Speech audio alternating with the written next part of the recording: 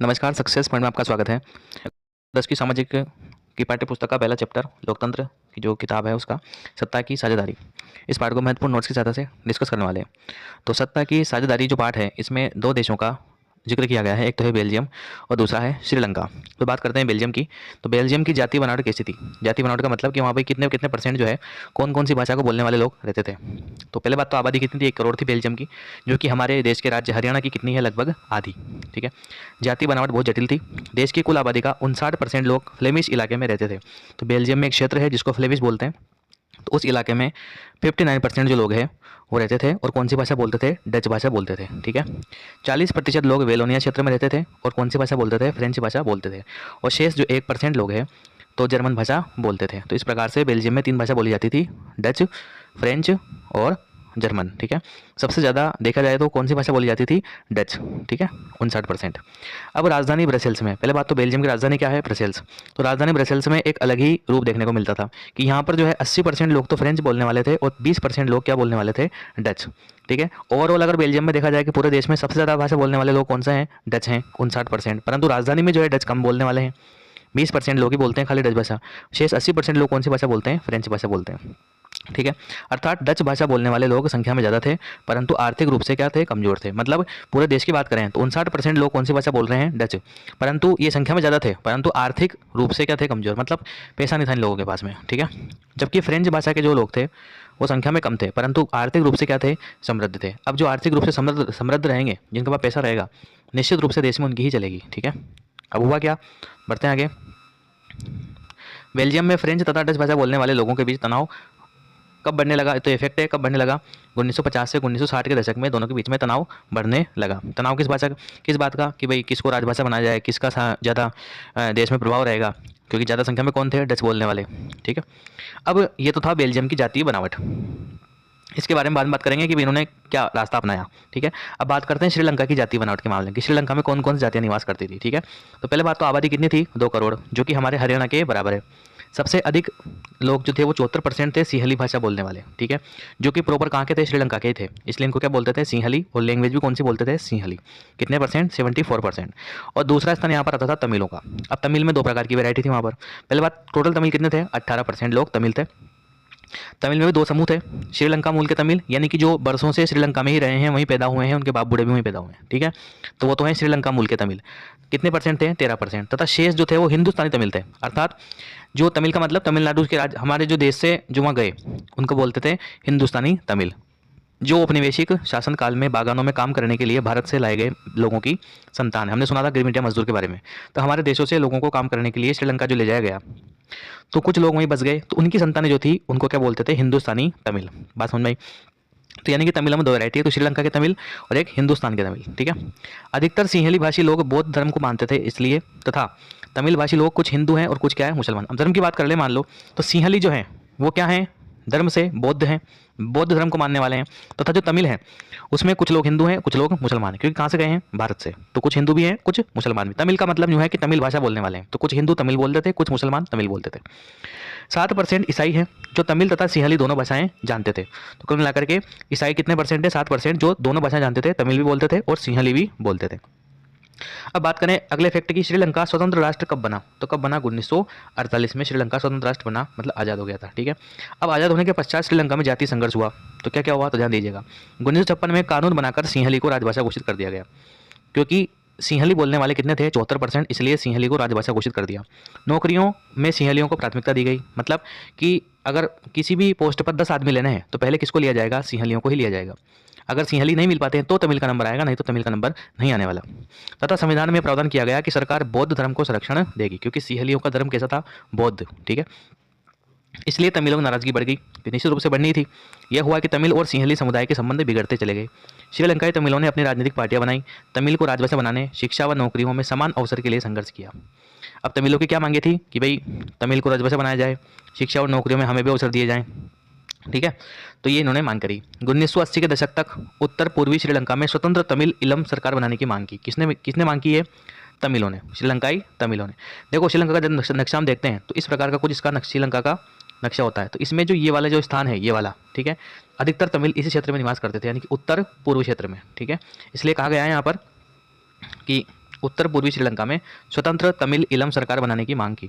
यह टकराव गृह युद्ध में बदल गया। गृह युद्ध का मतलब, गृह युद्ध किसे कहते हैं? जब अपने ही देश के लोग लड़ने लग जाते हैं, इसको बोलते हैं गृह युद्ध। दोनों पक्षों के 1000 लोग मारे गए। 2009 में इस गृह युद्ध का अंत हो गया। तो आपको ये भी फैक्ट याद रखना है कि श्रीलंका में हुए गृह युद्ध का अंत कब हुआ? 2009 में। आप देखिए कितने लंबे समय तक जो है गृह युद्ध चला। इसके बाद में अब बेल्जियम ने क्या रास्ता अपनाया? तो इसको बोलते हैं बेल्जियम की समझदारी, कि बेल्जियम देश ने समझदारी से काम लिया।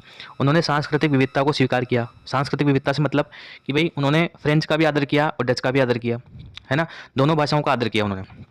तथा 1970 से 1993 के बीच संविधान में 4 संशोधन केवल इसलिए किए ताकि सभी मिलजुल कर रह सकें। तो उन्होंने अपने संविधान में संशोधन कर दिए। अब संशोधन क्या किए? तो पहला संशोधन था, देखिए सुनिए, केंद्रीय सरकार में डच और फ्रेंच भाषी मंत्रियों की संख्या समान रहेगी। तो जो सरकार बनेगी उसमें केंद्र, डच और फ्रेंच दोनों की जो मंत्रियों की संख्या है वो सेम रहेगी। अब चाहते तो विरोध कर सकते थे। कौन कर सकते थे? डच, क्योंकि पूरे देश में डचों की संख्या कितनी थी? 59%, है ना, और फ्रेंच कितने थे? 40%। तो अगर डच चाहते तो कहते हैं कि हम तो 59% है, इसलिए हमारे मंत्रियों की संख्या ज़्यादा रहेगी, परंतु यहाँ उन्होंने विरोध नहीं किया, इसलिए बोलते हैं समझदारी। नंबर 2, अनेक केंद्रीय शक्तियाँ राज्य सरकारों को सौंप दी गई। तो केंद्रों की जो शक्तियाँ हैं कुछ राज्य सरकारों को दे दी गई ताकि स्थानीय स्तर के जो मुद्दे हैं वो राज्य आसानी से सुलझा सकते हैं, ठीक है। नंबर 3, ब्रसेल्स में समान प्रतिनिधित्व फ्रेंच और डच की सरकार का गठन किया गया। समान प्रतिनिधित्व का मतलब यहाँ भी दोनों को बराबर मंत्रियों की संख्या दी गई। आप समझिए, ब्रसेल्स में क्या मुद्दा था? 80% लोग तो क्या थे? फ्रेंच बोलने वाले, और 20% क्या थे? डच बोलने वाले। इसका मतलब यहाँ फ्रेंच वाले ज़्यादा थे। अगर वो चाहते तो राजधानी में बोलते कि भाई हमारी संख्या ज़्यादा है, फ्रेंचों की 80% संख्या है, तो हमारे मंत्री ज़्यादा रहेंगे, हमारा प्रतिनिधित्व ज़्यादा रहेगा, परंतु यहाँ उन्होंने विरोध नहीं किया, क्योंकि केंद्र में किन्होंने विरोध नहीं किया था? डचों ने। इसलिए राजधानी के मुद्दे पर यहाँ पर जो है फ्रेंच लोगों ने विरोध नहीं किया। तो कुल मिलाकर दोनों जगह शांति बनी रही। नंबर 4, केंद्रीय तथा राज्य सरकारों के अलावा एक तीसरे स्तर की सरकार का भी गठन किया गया जिसका नाम था सामुदायिक सरकार। तो आपसे ये भी पूछा जा सकता है कि भाई सामुदायिक सरकार का गठन किस देश में किया गया था? बेल्जियम में। जिस प्रकार से हमारे भारत देश में तीसरे स्तर की सरकार को हम स्थानीय स्वशासन कहते हैं, ग्राम पंचायतों नगर पालिकाओं का गठन किया गया था, ठीक है। तो उसी को बेल्जियम में क्या नाम दिया गया? सामुदायिक सरकार। अब ये सरकार क्या करती थी? इस सरकार को संस्कृति, शिक्षा तथा भाषा जैसे मुद्दों पर निर्णय लेने का अधिकार था, ठीक है। तो इस प्रकार से ये 4 संशोधन किए गए थे जो आपको ध्यान रखने। अतः ऐसी व्यवस्था से गृह युद्ध जैसी आशंकाओं पर विराम लग गया। तो यहाँ पर गृह युद्ध हुआ ही नहीं, इसलिए बोलते हैं कि बेल्जियम ने समझदारी से काम लिया, ठीक है। यूरोपीय संघ का मुख्यालय कहाँ है? तो ये भी ध्यान रखना है, ब्रसेल्स में। अब यूरोपीय संघ क्या है? तो बेल्जियम भी एक यूरोप महाद्वीप का ही देश है, तो सभी देशों ने मिलकर एक यूरोपीय संघ बनाया था, इसको बोलते हैं यूरोपीय संघ, और उसका मुख्यालय कहाँ था? ब्रसेल्स में, जो कि बेल्जियम की राजधानी है, ठीक है। नेक्स्ट टॉपिक है बहुसंख्यकवाद किसे कहते हैं? बहुसंख्यकवाद का मतलब जो संख्या में ज़्यादा होते हैं। इसका आशय अल्पसंख्यक समुदाय की इच्छाओं और आवश्यकताओं की अवहेलना करते हुए बहुसंख्यक समुदाय को मनचाहे ढंग से शासन करने का अधिकार देने से है, जैसे कि श्रीलंका में हुआ था। मतलब क्या कि जो अल्पसंख्यक समुदाय रहने जो है देश में रहने वाला, तो उसकी जो इच्छाएं हैं उसको न मान करके किसकी इच्छाओं को मानना? जो संख्या में ज़्यादा हैं, उसको बोलते हैं बहुसंख्यकवाद, जैसा कि श्रीलंका में हुआ था। उन्होंने जो तमिल थे 18%, उनकी एक भी नहीं सुनी, केवल सिंहलियों की सुनी, इसलिए उसको बोलते हैं बहुसंख्यकवाद। नेक्स्ट टॉपिक है सत्ता की साझेदारी। पाठ का नाम भी यही है, तो बिल्कुल पूछ सकता है कि सत्ता की साझेदारी किसे कहते हैं? ऐसी व्यवस्था जिसमें समाज के सभी महत्वपूर्ण वर्गों को शासन में भागीदारी दी जाए, सत्ता की साझेदारी कहलाती है। यानी कि सभी को मिलजुल कर शासन चलाना क्या कहलाता है? सत्ता की साझेदारी। जैसा कि किसने अपनाया था? बेल्जियम ने। उन्होंने फ्रेंच को भी उतना ही प्रतिनिधित्व दिया जितना डचों को दिया, ठीक है। अब सत्ता की साझेदारी का लाभ क्या है? तो विभिन्न सामाजिक समूहों के मध्य टकराव की संभावना कम हो जाती है, लोग आपस में लड़ते नहीं है, ठीक है। यह लोकतंत्र की आत्मा है। योग्य एवं कुशल शासन व्यवस्था मिलती है। मतलब विभिन्न प्रकार के जब वर्ग शासन में आएंगे तो योग्य आदमी मिलेंगे आपको काम करने के लिए, ठीक है। जैसे ग्राम पंचायत के चुनाव में अगर सरपंच को हम वोट दे रहे हैं तो 10 आदमी खड़े होते हैं, उनमें से हम बिल्कुल एक योग्य व्यक्ति को चुनते हैं कि जो हमारा देश, हमारे गांव का विकास कर सकता है, पढ़ा लिखा आदमी हो, ठीक है। तो योग्य एवं कुशल शासन व्यवस्था, इसके माध्यम से सभी समूह सत्ता से जुड़ते हैं। जैसे बेल्जियम में सत्ता की साझेदारी का प्रयोग करके शांति स्थापित की गई थी। तो यह है सत्ता की साझेदारी की परिभाषा और उसके लाभ। नेक्स्ट है लोकतंत्र में सत्ता की साझेदारी के विभिन्न रूप, ठीक है। अब लोकतंत्र में कौन कौन से रूप हैं जिसमें पता चलता है कि भाई सत्ता की साझेदारी हो रही है?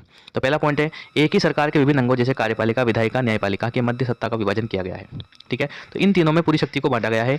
इसे हम सत्ता का क्या बोलते हैं? क्षैतिज वितरण कहते हैं। ये भी ध्यान रखना है, आपसे नहीं पूछा जाए सत्ता का क्षैतिज वितरण किसे कहते हैं? तो कार्यपालिका, विधायिका, न्यायपालिका में शक्तियों का बंटवारा करना सत्ता का क्षैतिज वितरण कहलाता है। इसमें कोई भी अपनी शक्तियों का दुरुपयोग नहीं कर सकता, एक का दूसरे के ऊपर नियंत्रण रहता है। मान लो विधायिका कार्यपालिका कुछ गलत करेगी तो इसके ऊपर कौन बैठी हुई है? न्यायपालिका, ठीक है। न्यायपालिका का मतलब कोर्ट बैठा हुआ है, ठीक है ना। तो कोर्ट उस पर आपत्ति करेगा।